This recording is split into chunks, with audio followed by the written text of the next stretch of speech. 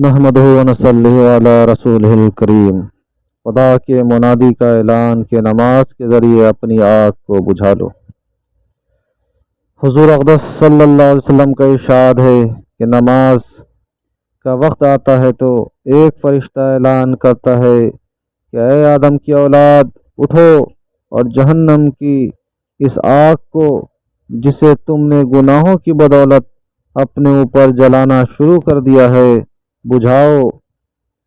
चुनांचा दीनदार लोग उठते हैं, वज़ू करते हैं, ज़ुहर की नमाज पढ़ते हैं, जिसकी वजह से इनके गुनाहों की सुबह से ज़ुहर तक की मग़फ़िरत कर दी जाती है। इसी तरह फिर असर के वक्त, फिर मगरिब के वक्त, फिर इशा के वक्त, गर्ज़ हर नमाज के वक्त यही सूरत होती है। इशा के बाद लोग सोने में मशगूल हो जाते हैं। इसके बाद अंधेरी में बाज़ लोग बुराइयों, ज़िनाकारी, बदकारी, चोरी वगैरह की तरफ चल देते हैं और बाज़ लोग भलाइयों यानी नमाज, वजीफ़ा, ज़िक्र वगैरह की तरफ चलने लगते हैं। फ़ायदा, हदीस की किताबों में बहुत कसरत से ये मज़मून आया है कि अल्लाह जल्ल शान अपने लुत्फ़ से नमाज की बदौलत गुनाहों को माफ़ फरमाते हैं।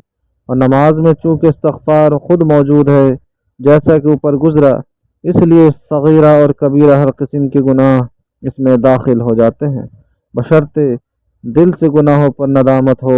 खुद हक़ ताला शानो का इरशाद है। तर्जुमा सूरा हूद।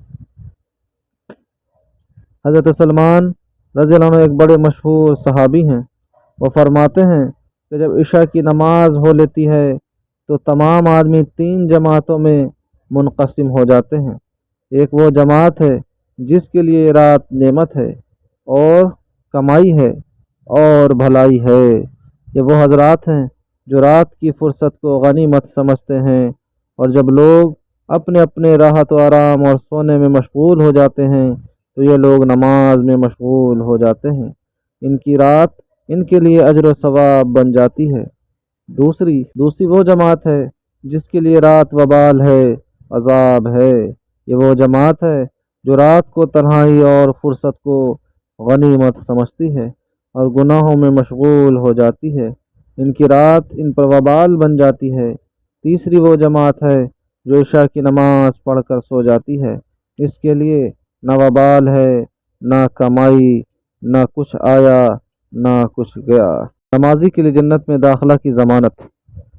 हुज़ूर अक़दस सल्लल्लाहु अलैहि वसल्लम का इरशाद है कि हक़ ताला शानो ने यह फरमाया कि मैंने तुम्हारी उम्मत पर 5 नमाज़ें फ़र्ज़ की हैं, और इसका मैंने अपने लिए अहद कर लिया है कि जो शख्स इन 5 में नमाज़ों को इनके वक्त पर अदा करने का एहतमाम करे, इसको अपनी ज़िम्मेदारी पर जन्नत में दाखिल करूँगा, और जो इन नमाज़ों का एहतमाम न करे तो मुझ पर इसकी कोई ज़िम्मेदारी नहीं।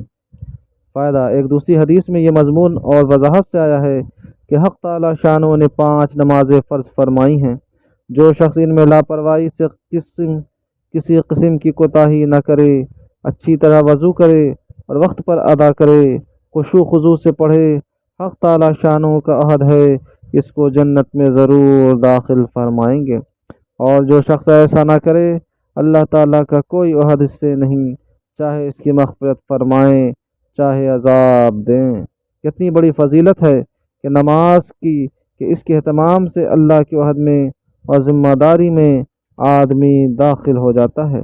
हम देखते हैं कि कोई मामूली सा हाकिम या दौलतमंद किसी शख्स को इत्मीनान दिला दे, या किसी मुतालबा का ज़िम्मेदार हो जाए, या किसी किस्म की ज़मानत कर ले, तो कितना मुतमईन और खुश होता है, और इस हाकिम का किस कदर एहसानमंद और गुरीदा बन जाता है।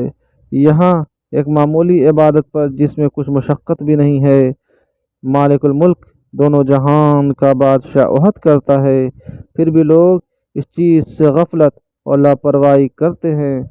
इसमें किसी का क्या नुकसान है, अपनी ही कम नसीबी और अपना ही ज़र है। अल्लाह ताला हम लोग को कहने सुन